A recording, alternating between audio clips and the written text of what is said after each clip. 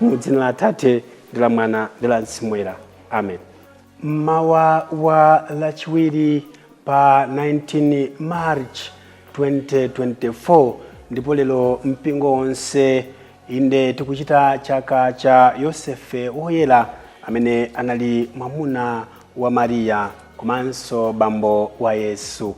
Tikulandireni pamene tikusinkhasinkha mawu alero pano pa Tiyankhuleni Ambuye.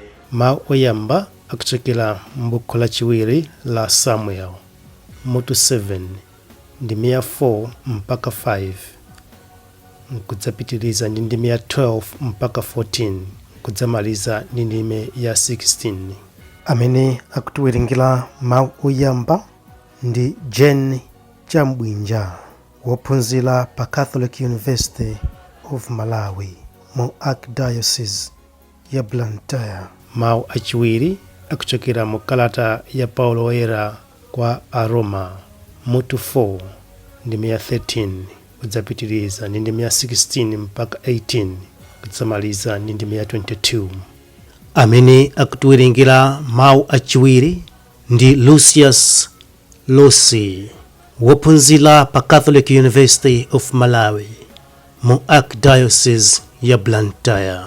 Mawu amthenga wabwino akuchokera mu mthenga wabwino wa Luka Woyera mutu 2 ndime 41 mpaka 51. Muli ndine bambo Anatole Welemu Komboni Missionaries. Tiyeni tipempherere limodzi. Mawu oyamba. Mawu a m'buku la Samuel. Koma usiku omwewo Chauta adauza Natani kuti, kamuuze mtumiki wanga Davide kuti ine Chauta ndikuti, kani wayesa udzandimangira ndiwe nyumba yoti ndizikhalamo? Masiku ako atatha kuti ulondole makolo ako kumanda, ndidzakuutsira chiphukira pambuyo pako, mmodzi mwa ana obereka iweyo, ndipo ndidzakhazikitsa ufumu wake kolimba. Iyeyo ndiye adzandimangire nyumba yomveketsa dzina langa, ndipo ndidzakhazikitsa ufumu wake kuti ukhale wamuyaya. Ine ndidzakhala bambo wake, iye adzakhala mwana wanga. Akamadzandichimwira, ndizidzamulanga monga mmene bambo amalangira ana ake. Tsono banja lako pamodzi ndi ufumu wako ndidzazikhazikitsa mpaka muyaya pamaso panga. Ndithudi, ufumu wako udzakhazikika osatha konse. Mawu a Ambuye. Tithokoze. Mawu achiwiri. Abrahamu adalandira lonjezo pakukhulupirira. Mawu amkalata ya Paulo Woyera kwa Roma. Abrahamu ndi zidzukulu zake adalandira kwa Mulungu lonjezo lakuti dziko lapansi lidzakhala lawo.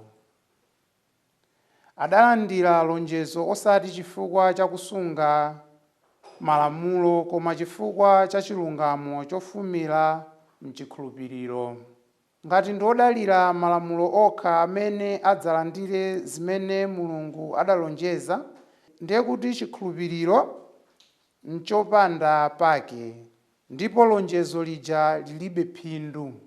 Malamulo amangodzetsa chilango, koma kumene kulibe malamulo kulibenso kuwaphwanya. N'chifukwa chake lonjezolo maziko ake ndi chikhulupiriro, kuti likhale mphatso yaulere ya Mulungu. Ndipo pakutsimikiza kuti lonjezolo adzalilandira anthu ofumira kwa Abrahamu, osati okhawo amene amasunga malamulo a Mose ayi, komanso onse okhala ndi chikhulupiriro chonga cha Abrahamu. Iye ndiye kholo la ife tonse. Paja malembo akuti, ndakuyika kuti ukhale kholo la mitundu yambiri ya anthu. Lonjezo limeneli Abrahamu adalilandira kwa Mulungu mwini, amene iye ankamukhulupirira. Ndi Mulungu amene amabwezera moyo kwa akufa, ndipo amapereka moyo kwa zinthu zopanda moyo. Mulungu adati, zidzukulu zako zidzachulukadi, ndipo ngakhale zimene zinalili zosayembekezereka konse, Abrahamu adalimbikirabe kukhulupirira kuti adzakhala kholo la mitundu yambiri ya anthu. Zaka zake zinali pafupi makumi khumi, ndipo adadziwa kuti thupi lake linali ngati lakufa kale, ndiponso kuti Sara anali owuma. Sadawakayikire konse mawu a Mulunguyo, koma adalimbikira mchikhulupiriro, nayamika Mulungu. Adakhulupirira ndithu kuti Mulungu angathe kuchita zimene adalonjeza. Chifukwa chake, monga mawu a Mulungu akunena, Mulungu adaona kuti ngolungama. Mawu a Ambuye.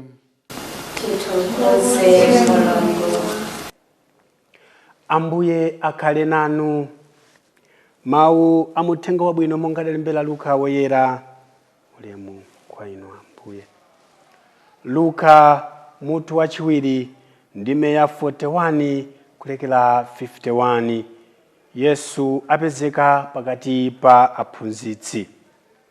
Makolo a Yesu ankapita ku Yerusalemu chaka ndi chaka ku chikondwerero cha Pasaka.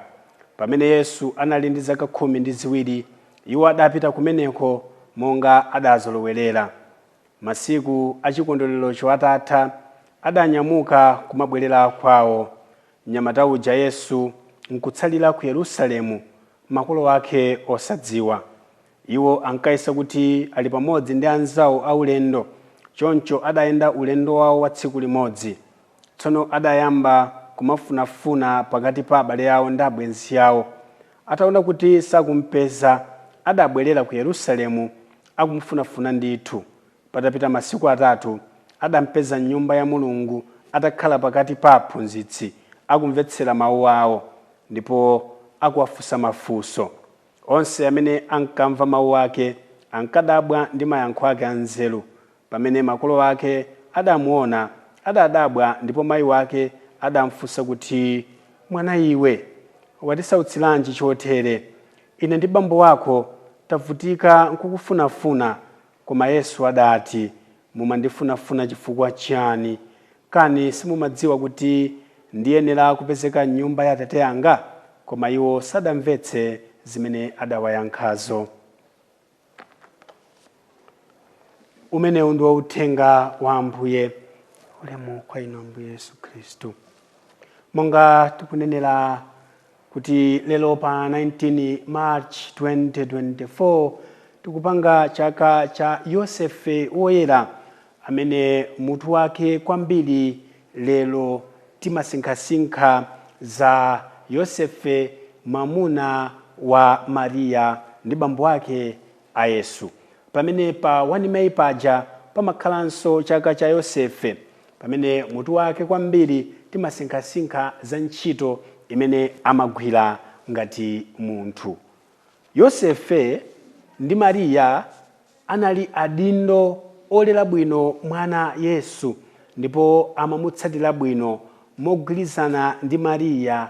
Amautenga udindo umenewu monga ntchito, monga udindo, utsogoleri umene Mulungu adawapatsa.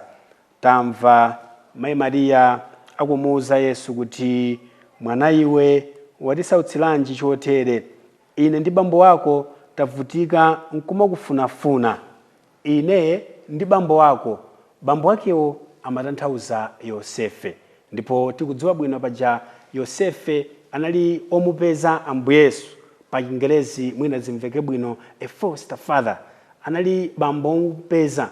Koma tuone kuti bambo wachidwi kwambiri, bambo wakhama ndi kusakasaka ndi kufunafuna kuti tsogolo la mwana lilondolozeke, chifukwa Yosefe adayilandira ntchito imeneyi, adawulandira udindo umenewu mwa toto moyo ndi mtima wonse, osati mwa hafuhafu. Chifukwa chake adali bambo omutsatira mwana, bambo amene sadangonsira Mariya ntchito yolera ana. Zimene azibambo ambiri timalephera kuchita m'makomomu. M'makomomu ntchito zambiri zolera ana, udindo ambiri olera ana timasira amayi okha. Amayi aonetsetse kuti mwana sakudwala, amayi aonetsetse kuti mwana akugona pabwino, amayi aonetsetse kuti mwana akupita ku sukulu, amayi aonetsetse kuti mwana zonse zikuyenda. Abambo fe ntchito yathu kugona, kudzuka, kuntchito, kumowa, kugona, kudzuka, kuntchito, kumowa. Zakuti tikhale ndi chidwi pa moyo wa mwana, kulondoloza ngakhale mphatso zimene mwana wathu ali nazo, timangosira mayi yekha. Mayi sangagwire udindo olera ana pa yekha. Ndifuna ndipereke chitsanzo kulondoloza mwana makamaka nkhani ya sukulu. Ndi abambo angati amene amakhala ndi chidwi ngakhale sukulu imene mwanayo akuphunzira, moyo umene mwanayo ku sukulu akukhala, kapena sukulu poti imene zoti mwana wathu sukulu poti ya temu yatha kale semester yatha analephera mayeso, mwina sitikudziwa, timangosira amayi kuti akuyendetsa amayi zimenezo. Kodi udindo wathu wonga bambo, wonga kholo, ifeyo timautenga monga mmene Yosefe adalelera Ambuye Yesu, bambo wachidwi, komanso bambo wa mawu ochepa. Pamenepa lolani ndibwerekere mawu a mtsogoleri wa dziko lino la Malawi wina amene adatisiya, ankanena kuti lolani kuti ntchito za manja anga zindichitire umboni, osati ntchito za mawu anga za Chingerezi changa. Ayi, ife sitimadya chizungu, munthu lankhula ngati akuti koma sitimadya chizungu. Ntchito za manja anu zimene Yosefe apapa amaonetsa kuti amatha. Tikawerenga Bible Chipangano Chatsopano sitipeza zambiri zolankhulidwa ndi Yosefe. Tikawerenga mwina ngakhale mabuku athu a nyimbo achikatolika, nyimbo za Yosefe sizimakwana 10, nyimbo zake nzochepa ayi, koma ntchito imene adayigwira pa ground anali waril, pa ground amagwira ntchito, pa ground amaonetsa zipatso. Azibambo ambiri tonse amene tili azibambo, kuyambira ku miphakati, m'mabanjamo, muzipani za ndale, tonse amene tili azibambo, tiyeni tichepetse kumangolubwalubwa, tichepetse kumangolankhula zopanda pake. Maepiskopi athu analembako kalata ija ya Bagamoyo kuti atsogoleri mwachulutsa kumangolubwalubwa, kumangolankhula tima accent tosadziwika bwino, koma anthu mukudziwa kuti akumadya nyika, anthu kuchikwawo kunsanje akugwidwa ndi ng'ona, inu kumatafuna dzingerezi magramala opanda pake. Pa ground taonesani, pa ground sipali bwino, inu mukungouluka ndi ndege zanu kumapita kosadziwika bwino, forex akumasowa, pa ground sizili bwino. Ku Malawi zavuta, azibambo tikungolankhula, makampeni ndiye akangotsekula tilankhula tilonjeza zimene zomwina sitingakwaniritse, malonjezo 1 million koma olo chimodzi chokwaniritsa. Tilengere Yosefe amene sankangolubwa, mwina kunali kwabwino kutseka pakamwa nkumagwira ntchito pa ground.